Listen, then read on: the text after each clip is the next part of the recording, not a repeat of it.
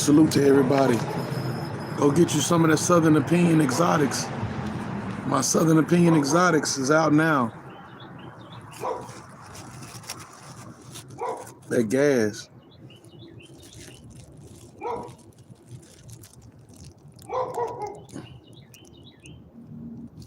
That Gary Payton. That gas. Yes, sir. My Southern Opinion Exotics got about 5 flavors. Now, this is Eddie's World 17. Had to get back to it. Like I say, I wasn't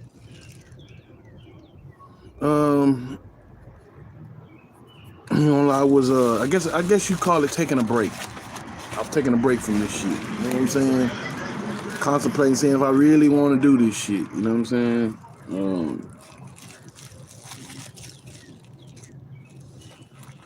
But yeah, we back, Eddie's World. I got some things to talk about. First, I want to talk about Easy the Block Captain. I seen a thing saying Easy the Block Captain has the greatest run in battle rap history. The greatest run in battle rap history? Let's talk about that. What y'all think? Let me know in the comments. The Easy the Block Captain had the greatest run in battle rap history. I'm going to say no. Because I look at other people's history and how fast they move through the rankings. Easy the Block Captain is doing a very good job picking and choosing his opponents. Somewhat like Mayweather, if you will. But I don't think he had a better run than Geechee Gotti, for one. This is up for debate. Did he have a better run than Geechee Gotti? I don't think so. Because Geechee Gotti was taking battles frequently and winning. I'm talking about the biggest stages, the hardest opponents, and he didn't lose. And he went against whoever. When Easy the Block Captain, he more pick and choose his battles strategically. But all his battles been vets damn near. He ain't just been taking no new people. He ain't been taking nothing but vets. And the last time Easy just be losing like that clearly was the tournament. But I'm not going to sit up here and act like he didn't lose in no Calico. I'm not going to do that. I had him losing the Calico. You know what I'm saying? So I can't say he just been undefeated. I had Calico kind of clearly beating him too. I ain't gonna lie. So I can't just say he unbeatable. You know what I'm saying? Hitman Holla went about this the wrong way. You know what I mean? Like, if we get back to that Hitman Holla, that's why he feels this way. But then too, if Hitman Holla battled more, he would take more losses too. So I can't really say that, oh man, that you just unstoppable by beating Hitman Holla, because he could be beaten. He don't battle enough. You know what I mean? So it's just like Mook. If they battled more, they would lose more. So, I'm just gonna leave it at that. But Easy the Block Captain, he ain't the best out right now. I really think that Geechee Gotti had a better record than him. Geechee Gotti went against Verb and Mook and Lux. And he didn't beat Mook, but he beat Lux pretty clearly. And that's one thing Easy the Block Captain don't have on his belt. He ain't got no Mook battle. He ain't got no Lux battle. So you only as good as the people you go against. And if you ain't made it to the top dog yet, then how can we call you the top dog? You ain't beat the game yet. Easy the Block Captain, he good, but he ain't beat the game yet. People like Verb, Geechee Gotti, they done beat the game. You know what I'm saying? They want to, they can play it over again and start at whatever level they want to.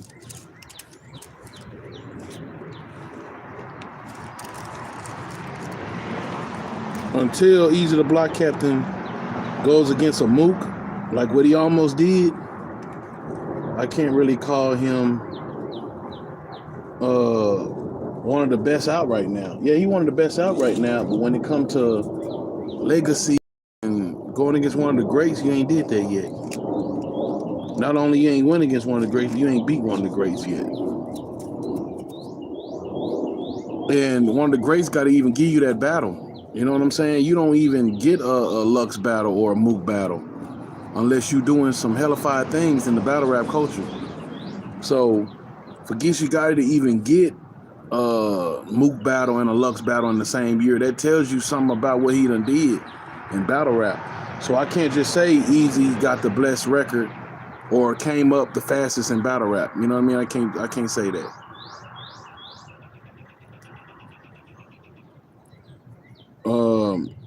Salute to Easy the Block Captain. Salute to Geechee Gotti. Both of them do their thing, but nah, bro. I gotta give credit where credit is due, and I gotta call it like it is. Easy the Block Captain. You're not the best right now. You're doing your thing. Every battle you go against, you damn near win, or it's debatable. That's all you can do in battle rap. But at the same time, you ain't the hottest out.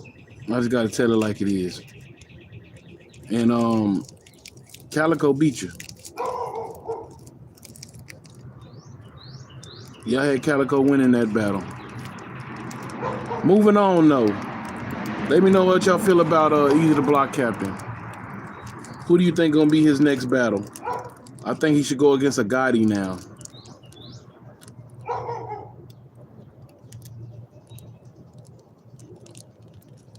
You know what I'm saying? To be the best, you got to beat the best. And Geechee Gotti is definitely one of the best out right now. And he ain't gonna play with you. Easy, you barking in a lot of dudes' faces. But I know Geechee Gotti, he ain't finna play with you. You know what I'm saying? And I need to see this battle. Two dudes who love to bark. I need to see this one.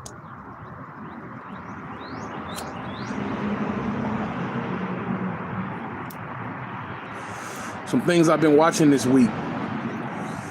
Tubi, man. Tubi better than Netflix.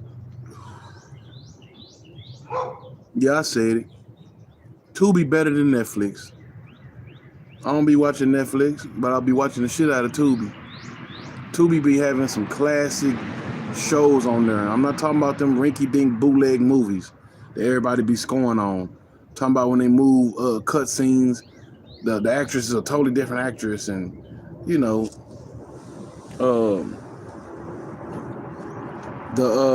I ain't talking about them bootleg ass movies on Tubi. You know what I mean? Cause there's bootleg movies on Netflix too. So we ain't talking about that. But I know one thing. You want to see some classic TV shows? Some classic TV shows from back in the day? Some shit that's worth watching? Tubi. Tubi got it going on, man.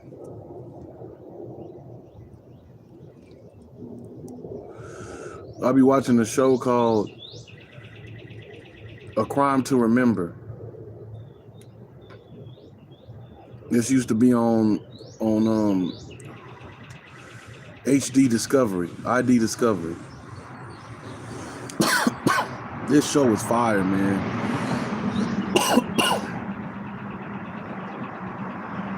It's called A Crime to Remember. It takes place in the 1960s, and it's every crime on there was something to remember. Every single crime on there. Like one of them was a murder that happened on an airplane. The airplane crashes. Come to find out, there was a bomb on the airplane. This ended up being the first ever airplane crash due to a bombing. And that's why it's so strict when you get on the airplane now. I don't know if you ever got on a flight, but they damn near violate you at that airport. They look all through your luggage. They make you take your shoes off. They damn near strip search you. Hell, the dude even pat you down. Make you put your hands up. Motherfucker even start patting you down and shit. And they put that wand on you. The metal detector wand. They really violate you, man. That's what they do.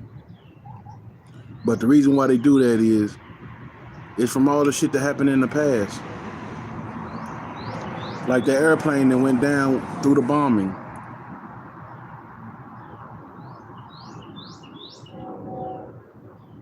Yep. So that's a good show to watch. Also, you got Unsolved Mysteries. No, that's a classic ass show. Twilight Zone. That's another one. They redid the Twilight Zone in 2002. A reboot. Forrest Whitaker is the host. Check that show out. That's a damn good show. Tubi, man, it's definitely worth it. Get on Tubi and check it out. Look at all that classic shit they got on there.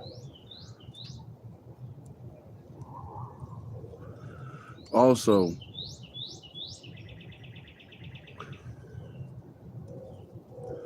I got another episode of It Must Be Said. Now, this is important. Matter of fact, when I get done with this, I may do it then. But yeah, I got a special episode of It Must Be Said coming up.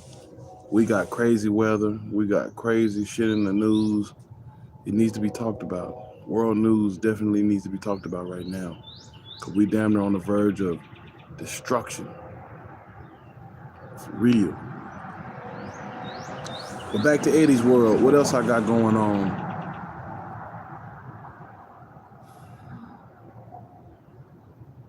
I just got back from Vegas on vacation. Check that video out. Think it ain't got nothing but about 3 or 4 views. Need to run that up. Share it. Story time. My latest episode when I went to Vegas. It was cool. The first time for everything. Vegas was real cool. But let me be honest though. Let me start off at the beginning.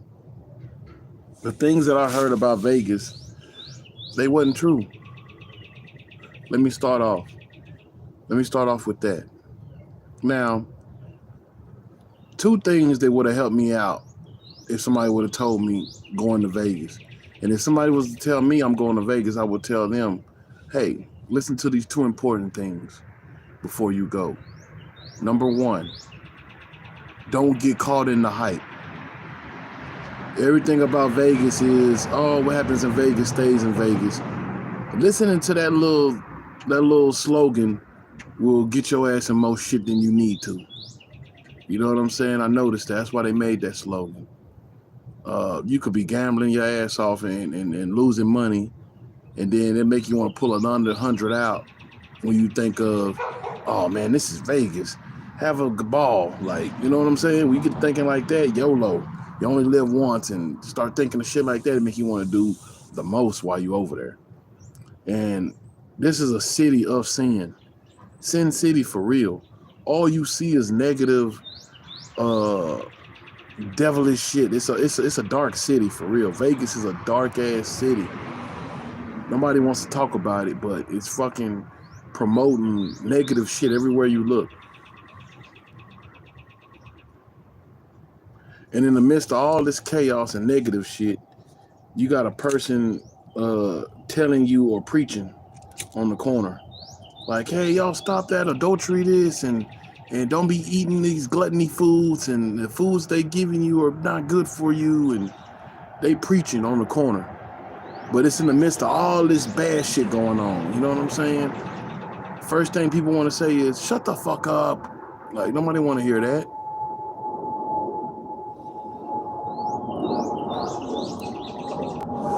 It must be hard as hell being a preacher in Vegas. You know what I'm saying?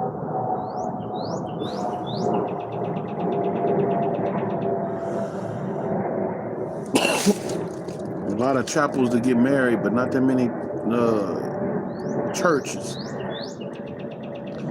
got to be rough being a pastor and at a church in Vegas, man.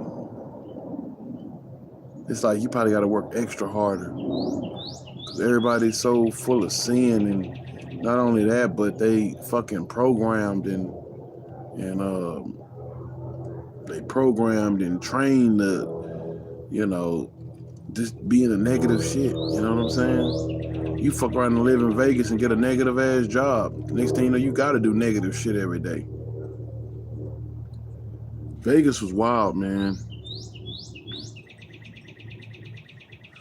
There was some characters, and they homeless people was, you could tell was something mentally, like, I don't know what they putting in drugs in Vegas, but their mind was clearly gone. Like, I mean, but that shit everywhere though. All over these drugs are fucked up, and homeless people fucked up. Drugs fucking people up, eating their brain up and shit. And the shit was no difference in Vegas. I'm talking about in the midst of people shopping and having a good time and people spending money, you see homeless people. You may see somebody laid out on the ground. That's where they slept at last night. That's wild, man. And I'm pretty sure it's a lot of people going through health problems because they probably done lost their money. You know what I'm saying? Probably just fell all the way off in Vegas. Next thing you know, they're on the side of the road somewhere. It's hustlers everywhere. All you gotta do is find you a spot and start hustling.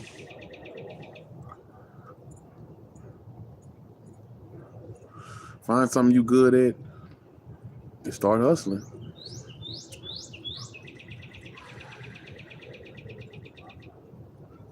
Vegas is full of hustlers and scammers. Yeah, I'm talking about professional. They do this shit every day, all day.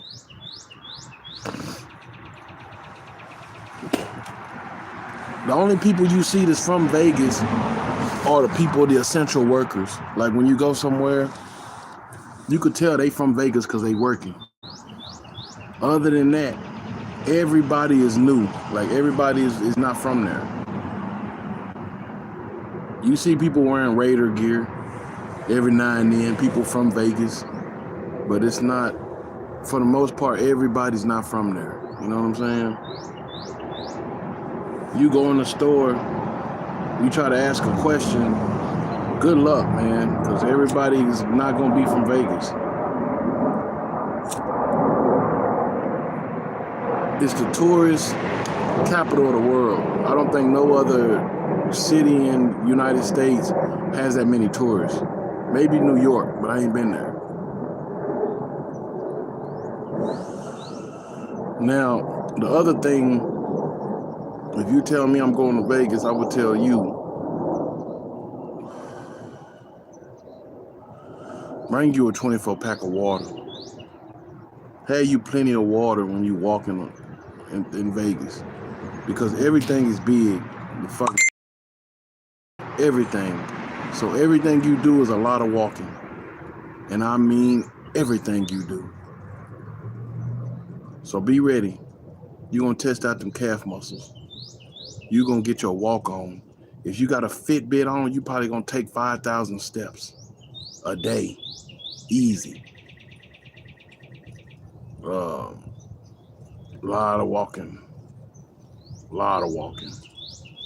My biggest takeaway of the whole trip, it wasn't spending money. It was how much fucking walking I had to do. I wish I had a scooter. I ain't gonna lie to you. I wish I had one of them electric scooters. That was a lot of walking. And it was weird. It's like everything, it seemed far away. Well, it seemed close. But when you walking up on it, it seemed like it's never getting closer.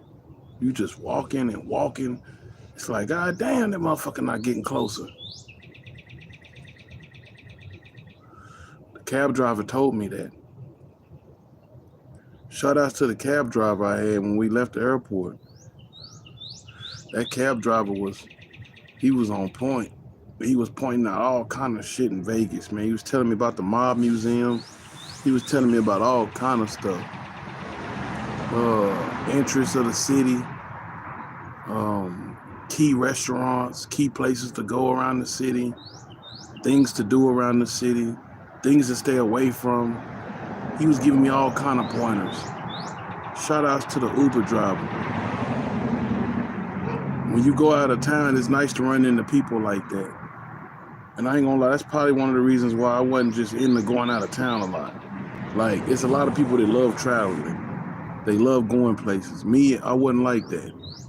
Maybe because I don't trust motherfuckers. How do I know when I leave my hometown or I leave where I live at? How do I know when I go somewhere else I'm gonna be welcomed? Or how do I know it ain't finna be the worst fucking time? Like, you would think it's gonna be a vacation, things gonna go good, but how do you know that? How do you know from the time you leave your fucking house in your city where you live at, where you used to your surroundings, you go to a whole nother place, different surroundings, how you know the shit gonna work out? Like, how you know everything's gonna be all gravy when you get on that other side? How you know people not gonna look at you and just not like you just for no reason? You know what I mean? Like, how you know people gonna welcome you to their city? You know what I'm saying? Like, I don't know. Everybody want to get up and travel somewhere, but who's to say is the shit gonna be good when you get over there? Or you can even make it back. Something like a movie. What if you leave, go somewhere, and then you can't make it back? Something happened. So a bunch of current of events happen. Now all of a sudden you can't make it back home.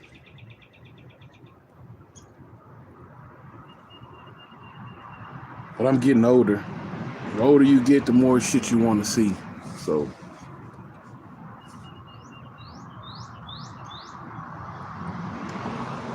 I'm getting to that point. I want to see shit that I ain't never seen before. You got to open up your mind to that. You may be comfortable with your surroundings and what you see. You may be just contempt on that.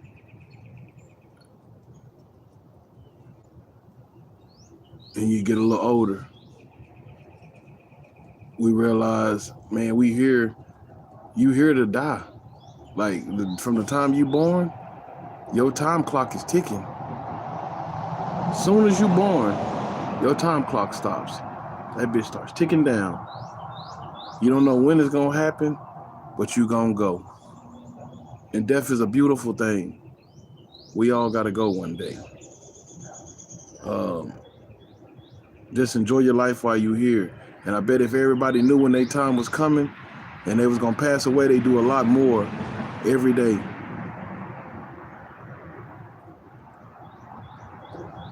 What else is going on in my world right now?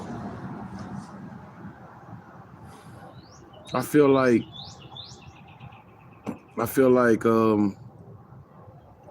well, this is gonna go more into it must be said, but let me just stay on point. Let me get back to Eddie's World. Y'all stay tuned for that. It must be said, because I got a lot of shit to say.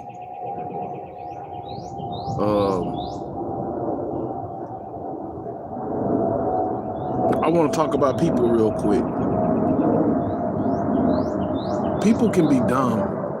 People can be real stupid. It make you almost want to say, I don't even fuck with people. Fuck people. You know what I mean? But at the end of the day, you need people. Everybody needs people. So I can't just say fuck people. Just like with this channel, I say subscribe, share, like. You know, a lot of people wouldn't be nothing if they didn't have the love that they had. If, like, when I say share the video, I be share the video. Just that's the way to show me that you showing love back. You know what I mean? Instantly. Even if sometimes you ain't got the time to watch a video that I put up, you share and like it, you automatically doing your part to show me, hey man, I like what you got going. I like your channel. You know what I mean? I know you ain't no celebrity or no, you just a regular person. You know what I'm saying? Trying to build a channel up. I support that. I like your content, whatever. That's what that shows me. I've been showing a lot of love on social media. I've been getting to the point now to where if I see something, like it before I just scroll up, just to let people know you done seen it. You know what I'm saying? If it's something you didn't like or a post you didn't, that's when you don't like something. But as soon as you see something, like it. Showing love, man. I notice people just pick and choose when they want to show love. When it don't cost nothing. It don't, you know, if you start getting in the habit of showing love, next thing you know, you always doing it.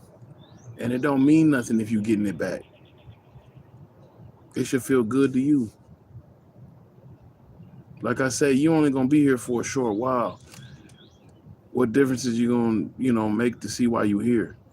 Like, I'm at that point now where I ain't just seeing something and just keep scrolling up.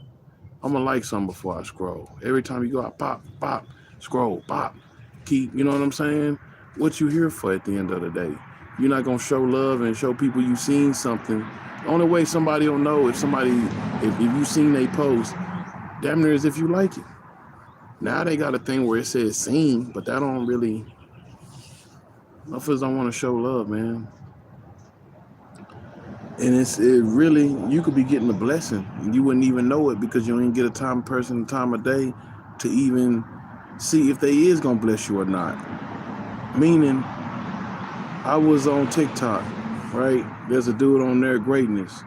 Shout out to Greatness and channel everything he got going. But this guy he's in a position to bless people. And it ain't about pulling up on a homeless person this, maybe spending all this money on drugs or just, got caught in that life to where that's what they stuck in that trance. They stuck in that box. He not pulling up on people like that, giving them money. He pulling up to the mall. People that may be walking around, you know what I mean? Hard-working people, maybe whatever, window shopping, whatever. He would go to people in the mall and just be like, hey man, can I bless you with a Bible? He got 10 Bibles in his hand. He done put $1,000 in each Bible. And he just like, hey, can I bless you today? You'd be surprised how many people, I'm good, and just keep walking. Maybe it was the Bible, or maybe they just don't want to be bothered. You know what I'm saying? And that's how we is nowadays. When somebody say, excuse me, can I ask you something? Oh, no, I'm good. Because either you think that person want a panhandle from you, or you thinking they want something, or you maybe even thinking they trying to scam you. But it could be so many different scenarios where you can just go to a random person and be like, excuse me, can I have a minute of your time? Or even if you was to say, excuse me, you know what I would like to do one day? I would like to just walk up on random people and be like, hey, excuse me, you got $1? And if they give it to me, be like, thank you. I wanted to borrow that $1, but also I wanted to pay you back. Here, I needed it, but you know what I'm saying? I'm good now. Here's that $1 you gave me, but also here's 999 more dollars that I want to give you for giving me that $1. You know how many people I asked before I got to you when you gave me that $1? You know what I'm saying? And ain't no telling how many people it would be too. Knowing me, it'd probably be like 20 or 30. Especially me. I can't just walk up on nobody asking for no money. You know what I'm saying? It's just, I've never been good at that. So, I know me, it probably would take like 20 or 30 people. I know it would. If I say, hey, excuse me, can I borrow $1? Even if I said borrow, I know they would be like, nah, I ain't got it. You know what I'm saying? Which they probably don't. But for the people that do and say they don't, you would be passing up a blessing. You know what I'm saying? Just because of shit in my past life and just, I don't know, I just feel like people are so stuck in their ways, you know what I'm saying? I mean, think about it. You walk past a panhandler, you gonna give them money? I ain't gonna do it. I ain't gonna be real with you. Probably not. Because at the end, you don't know that person's situation. You know, like you don't know And maybe that's why. Maybe that's why. I feel like if a person panhandling, I feel like it don't be genuine, the reason behind it.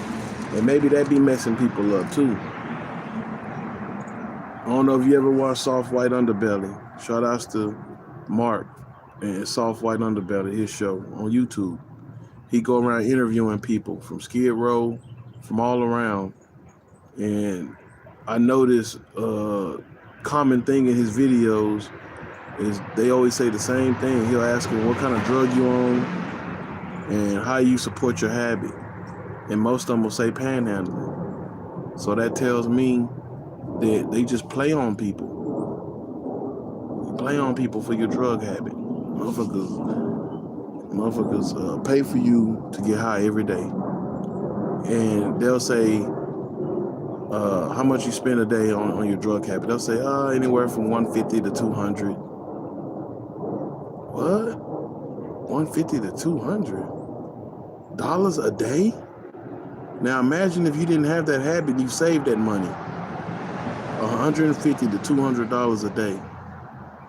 It's pot smokers that don't even smoke that much. You know what I'm saying? You couldn't damn near smoke that much if you wanted to. So that's crazy for all these people. And if you think about it, the money that they spend on getting high, they could have them a house, a car, all that money. If you think about it, that's a week. That's a damn near $1,000 a week. Y'all spending on that. 7 days in a week, $150 to $200 a day. It's just where your priorities is. Their whole thing is getting high, more than driving a car, more than going to work, more than, doing what you got to do.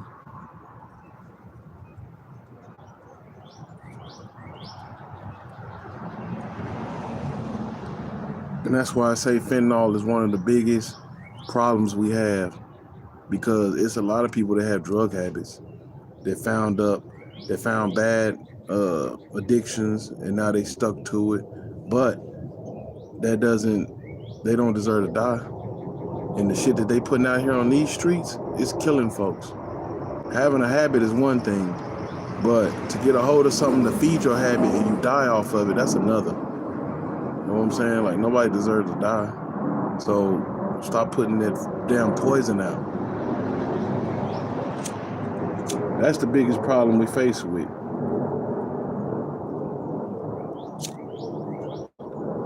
Now back to battle rap, because all that shit I'm talking about is going right back in and it needs to be said. So,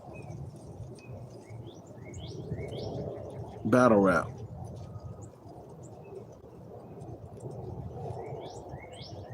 It's putting a smile back on my face.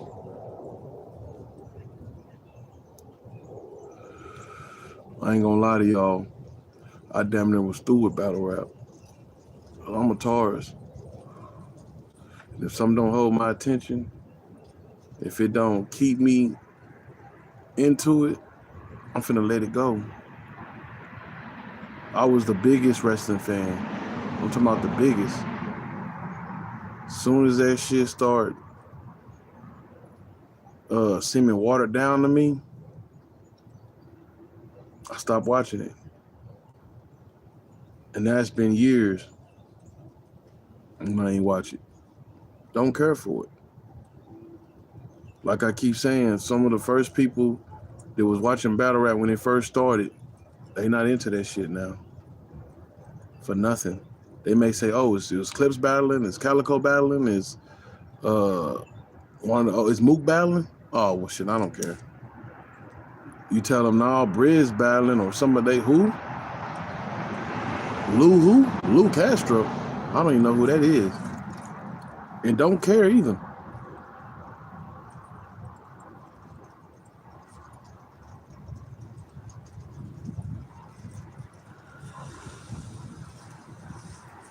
And like I say, once you get to doing other things,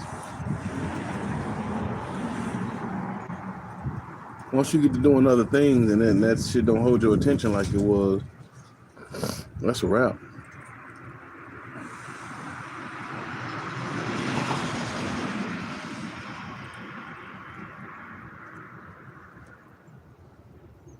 Chrome 23 was a good event. The watered down ass app, I don't fuck with it. URL on that bullshit.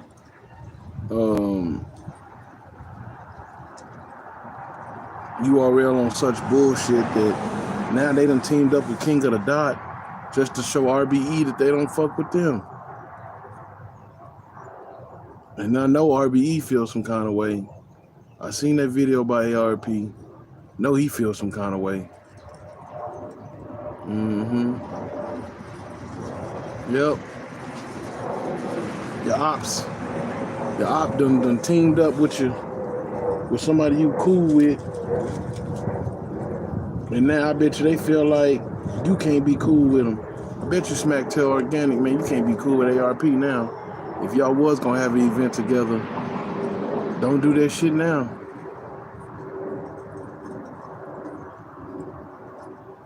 Them boys got papers on each other, taking each other to court and shit. Oh yeah, they not finna be cool. Like, it's up with them. Once damn courts get involved, yeah, I don't see how they could be cool. Tay Rock versus Hustle. What Miss Hustle did to Shuni got me thinking that Miss Hustle got a chance against Rock. She might got a chance against Rock, but she can't come with no fake angles. That old Fred shit out the window.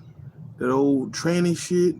If that shit ain't finna stick like glue and it ain't true, then you gotta throw it out. Throw that shit out the window. And that's a fact. I think Miss Hustle can win though. Tay Rock ain't unbeatable. He could be beaten. You know what I'm saying? But she gonna have to be like how she was this battle. She gonna have to be motivated. She gonna have to be like on point. Miss Hustle was on point against Shuni. She was talking to her, like, she was talking to her all in her face. Everything she said had substance. Everything wasn't no filler. Everything was angles. And she was talking to her soul. Miss Hustle fire, man. She can definitely go into this battle and beat a Tay Rock. It's gonna be rough, but it's any given Sunday in battle rap too. Anything can happen. Ain't nobody exempt.